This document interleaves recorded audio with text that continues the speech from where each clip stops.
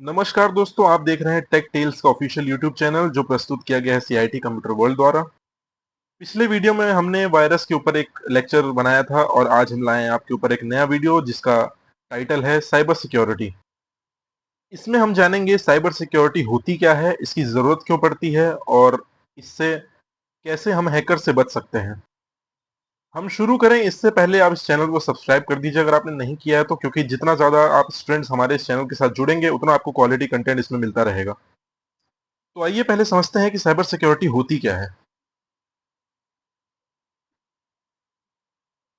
जैसा कि आप जानते हैं कि आज पूरी दुनिया डिजिटलाइजेशन के तरफ बढ़ चुकी है। डिजिटलाइजेशन यानी डिजिटल टेक्नोलॉजीज का यूज करना। जैसे कि पहले पेपर डॉक्यूमेंट्स यूज होते थे, आज ऑनलाइन फॉर्म्स यूज होते हैं। पहले स्कूल्स में ब्लैक बोर्ड्स थे, अब स्मार्ट बोर्ड्स हैं। पहले आप कैश देते थे, आज आप ऑनलाइन पेमेंट करते हैं। तो हम कह सकते हैं कि डिजिटलाइजेशन होने के फायदे तो बहुत हैं, लेकिन कुछ नुकसान भी हैं जो बहुत बड़े हैं। नुकसान जैसे कि सिक्योरिटी ब्रीच का खतरा हमेशा बना रहता है, यानी आपका डेटा चोरी हो सकता है, आपके फाइनेंशियल लॉस हो सकते हैं, वगैरह वगैरह। तो कंपनीज जो आपका डेटा लेती हैं आपसे, आपको कुछ सर्विस प्रोवाइड करने के बदले, वो आपके डेटा को सुरक्षित रखती कैसे हैं? इन सभी दिक्कतों का सॉल्यूशन है दोस्तों साइबर सिक्योरिटी। साइबर सिक्योरिटी शब्द में साइबर का मतलब होता है कोई भी ऐसी चीज जो internet, information technology, computer, network, application या डेटा से जुड़ी हो। जो इस सब चीजों से संबंधित होती है उसको हम साइबर में काउंट करते हैं। और सिक्योरिटी तो आप जानते ही हैं, सेफ्टी। साइबर की दुनिया में किए गए जुर्म साइबर क्राइम कहलाते हैं और इसे किया जाता है अनएथिकल हैकर्स द्वारा। आप हैकर नाम सुनते हैं तो आपको ऐसा लगता है वो जो हमारे साइबर सिक्योरिटी को ब्रीच करता है, लेकिन नहीं। हैकर्स दो तरह के होते हैं। एक होते हैं एथिकल हैकर्स जो हमारे भले के लिए हैकिंग करते हैं जिससे हमें सिक्योरिटी मिलती है। और दूसरे होते हैं अनएथिकल हैकर्स जो हमारी सिक्योरिटी ब्रीच करते हैं और हमारा डेटा चुराने की कोशिश करते हैं। तो साइबर सिक्योरिटी की अगर डेफिनेशन में जाएं तो यहाँ लिखा है कि cyber security refers to the practices, technologies and processes that protect systems, networks and data from unauthorised access, damage और अटैक्स। ये कहना क्या चाह रहा है कि साइबर सिक्योरिटी वो प्रैक्टिस है या वो टेक्नोलॉजी है जिससे हम अपने सिस्टम को या नेटवर्क को या डेटा को किसी अनऑथराइज्ड एक्सेस में जाने से बचाते हैं, जिससे कि हमें वो कुछ डैमेज ना कर सके। और सरल शब्दों में समझें तो cyber security is like a digital bodyguard जो आपकी डिवाइस को, आपके डेटा को, आपके ऑनलाइन आइडेंटिटी को बचाता है हैकर से, वायरस से और साइबर क्रिमिनल से। साइबर सिक्योरिटी ही वो वजह है जिसकी वजह से इंटरनेट एक सेफ प्लेस माना जाता है एक्सप्लोर करने के लिए, वर्क या दो लोगों से कनेक्ट करने के लिए। कोई भी नया यूजर इंटरनेट पे आने से पहले अपने आप को डेंजरस महसूस नहीं करता है उस एनवायरनमेंट में। इसको आप एक एग्जाम्पल से समझिए कि आप लोग में से सभी अमेजोन तो यूज करते ही होंगे। और अमेजोन में जब आप परचेज करते हैं कोई आइटम तो हो सकता है आप उसमें से सीओडी करते हो या यूपीआई करते हो, और आप में से कुछ डेबिट और क्रेडिट कार्ड का भी इस्तेमाल करते होंगे पेमेंट के लिए। अपने बैंक की जानकारी, अपने कार्ड की जानकारी जिसमें आपके पैसे हैं, उसकी जानकारी कहीं ऑनलाइन डालना एक बहुत सेंसिटिव टॉपिक माना जाता है, लेकिन आप जरा सा भी संकोच नहीं करते हैं अमेजोन पे या कोई भी शॉपिंग कार्ट पे अपने कार्ड की डिटेल्स डालने के लिए। क्यों?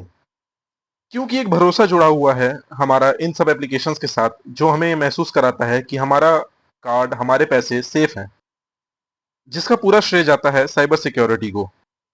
इसीलिए साइबर सिक्योरिटी आज के टाइम पे इतनी जरूरी बन जाती है क्योंकि पहला, वो आपके पर्सनल इंफॉर्मेशन को प्रोटेक्ट करता है ऑनलाइन थीफ से, ऑनलाइन चोरों से जो आपका डेटा के पीछे पड़े रहते हैं।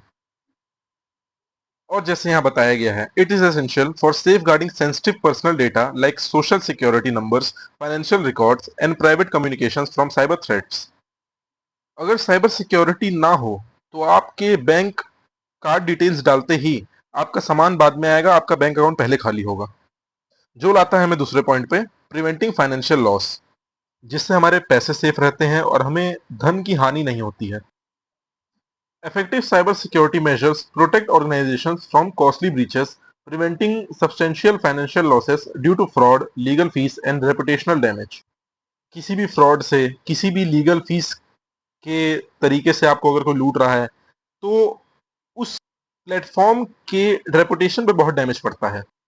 अगर आपने कार्ड डिटेल्स डाले अमेजोन में ही मान लेते हैं और आपके पैसे हैकर्स ने उड़ा लिए, तो क्या आप अगली बार अमेजोन यूज करेंगे या किसी को यूज करने की सलाह देंगे? यही होता है रेपुटेशन डैमेज, जिससे साइबर सिक्योरिटी इन ऐप्स को रेपुटेशन डैमेज होने से बचाती हैं। यहां तक हमने जाना साइबर सिक्योरिटी होती क्या क्या है और वो जरूरी क्यों है। अब हम जानेंगे कि कितने प्रकार के साइबर थ्रेट्स होते हैं। आगे बढ़ने से पहले मैं आपको याद दिला दूं कि अगर आपने इस चैनल को सब्सक्राइब नहीं किया है तो इसे जरूर सब्सक्राइब कर लें, क्योंकि हमारा गोल है हमारे स्टूडेंट्स को हर तरीके से नॉलेज प्रोवाइड कराना। सबसे कॉमन साइबर अटैक्स के ऊपर बात करें हम तो सबसे पहले आता है फिशिंग अटैक। जी हाँ, यहाँ स्पेलिंग गलत नहीं है। वो जो आप फिशिंग सोचते हैं उसमें एफ आता है, ये PHI से शुरू होता है। हालांकि दोनों को आप समझने के लिए आपस में कंपेयर कर सकते हैं। जैसे कि उस फिशिंग में हम मछलियों के लिए चारा बनाते हैं जिसमें वो आके फंस जाती हैं, वैसे ही इस फिशिंग अटैक में हैकर्स यूजर के लिए एक चारा बनाते हैं, जैसे कि फेक ईमेल आईडी या वेबसाइट्स के थ्रू। और अगर यूजर उस चारे में यानी उस फेक वेबसाइट या ईमेल में फंसा तो ऑन स्पॉट उसका सारा डेटा ब्रीच हो जाएगा। आइए डेफिनेशन पर नजर डालते हैं। Phishing attacks are deceptive techniques used by cyber criminals to trick individuals into revealing sensitive personal information such as passwords और financial details, often through fake emails and websites. इसीलिए बोला जाता है आपको अनऑथराइज्ड वेबसाइट्स में कभी अपने पर्सनल डिटेल्स यानी ईमेल या पासवर्ड या फाइनेंशियल डिटेल नहीं डालनी चाहिए, क्योंकि क्या पता वो वेबसाइट भी इन्हीं द्वारा बनाई गई हो।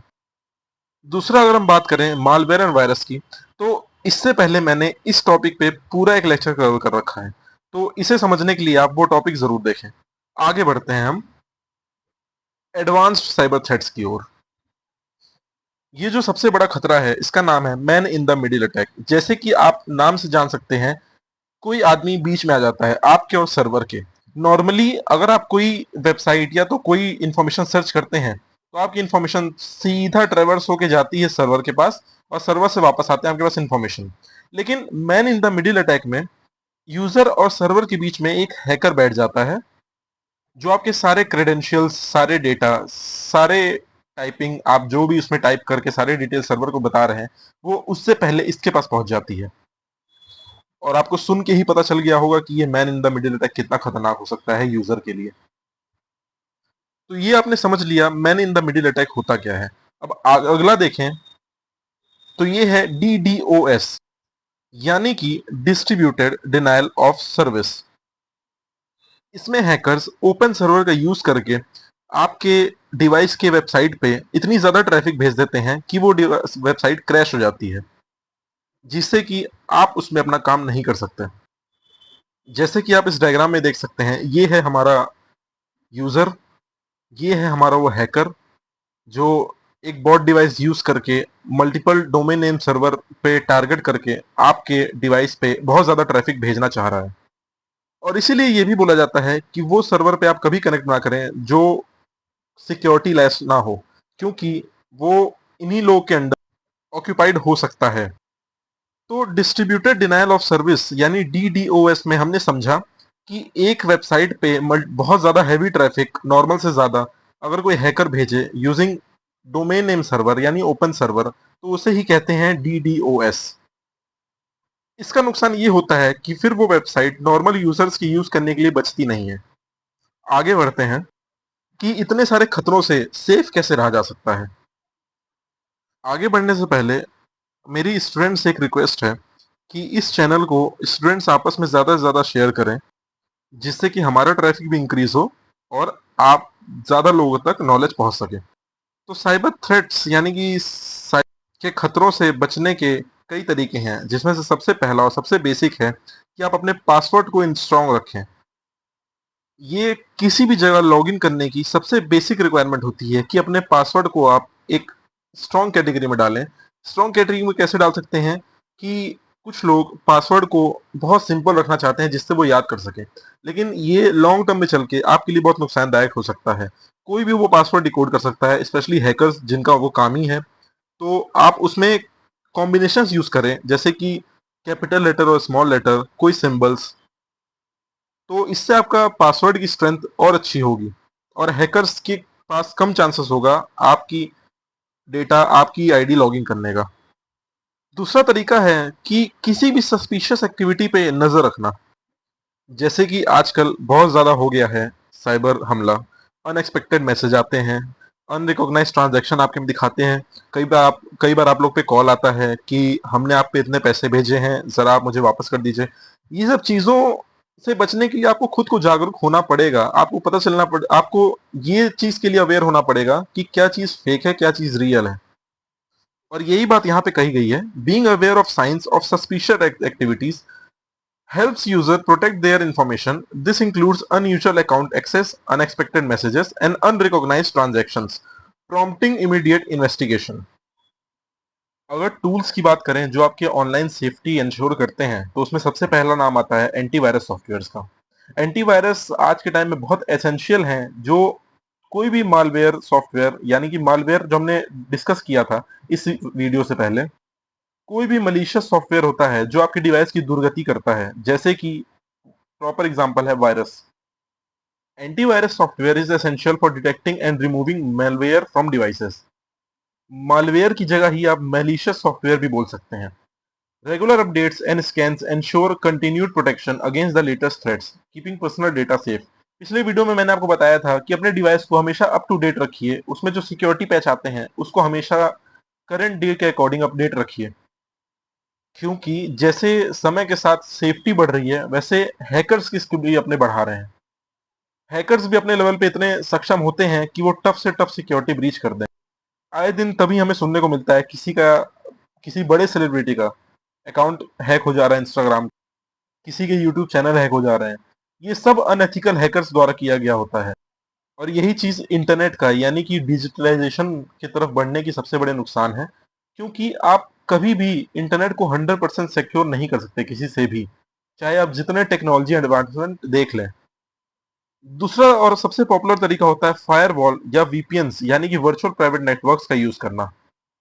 इससे पहले जो हमने डीडीओएस यानी कि डिस्ट्रीब्यूटेड डिनायल ऑफ सर्विस देखा था, उसमें ये हुआ था कि सर्वर और यूजर के बीच में एक हैकर आ जाता है।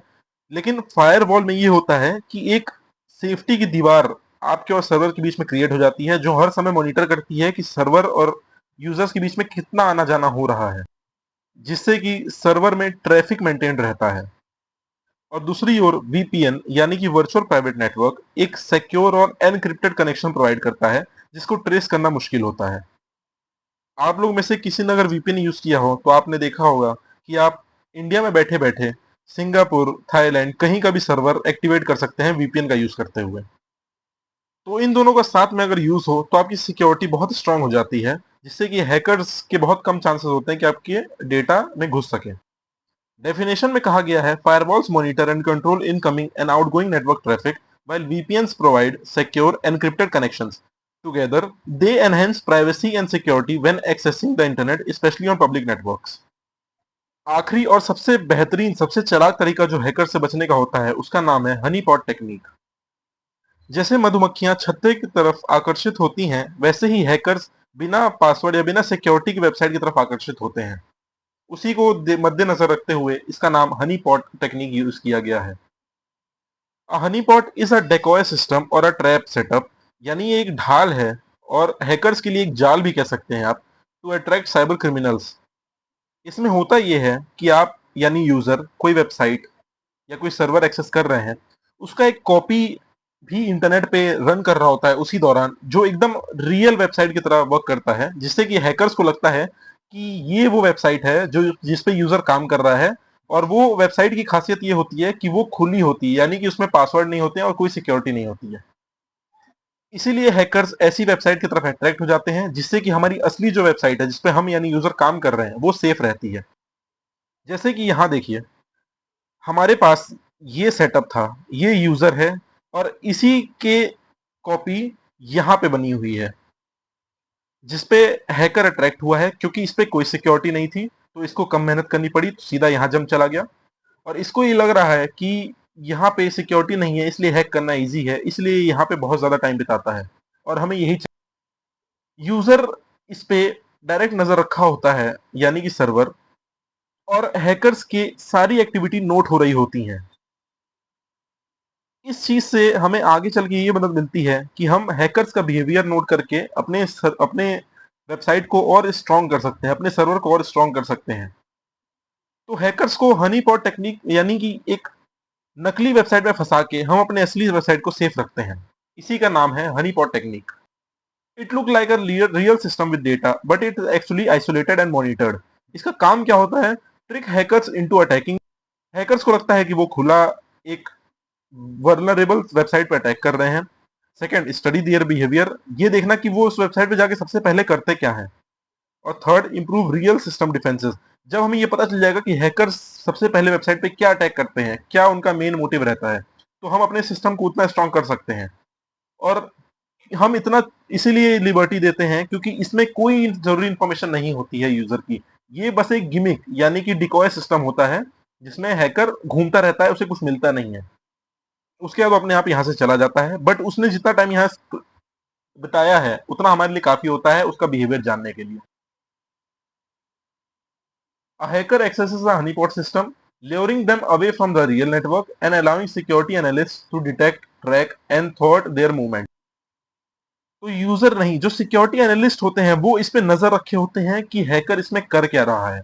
ये पूरा प्लान्ड सेटअप होता है हैकर को फंसाने के लिए। ये नॉर्मल यूजर नहीं करता है, ये सिक्योरिटी एनालिस्ट करते हैं हायर लेवल पे अपनी सिक्योरिटी पुख्ता करने के लिए। तो ये सारे तरीके थे कि आप साइबर अटैक से कैसे बच सकते हैं। तो यहाँ हमारा साइबर सिक्योरिटी का लेक्चर होता है समाप्त। दोस्तों, अगर आप यहाँ तक हमें देख रहे हैं तो लाइक करना, कमेंट करना और शेयर करना ना भूलें। कमेंट में ज़रूर बताएं कि आपको अगला टॉपिक किस पे चाहिए। और इससे पिछला टॉपिक वायरस का अगर आपने नहीं देखा है तो उसको ज़रूर जाके देखें, क्योंकि वो भी एक साइबर सिक्योरिटी का पार्ट है, क्योंकि उसका यूज़ करके भी साइबर क्राइम क्रिमिनल्स हमारे डिवाइसेस को हैक करते हैं। मिलते हैं आपसे नेक्स्ट वीडियो में एक नए टॉपिक के साथ। तब तक के लिए धन्यवाद देखने के लिए।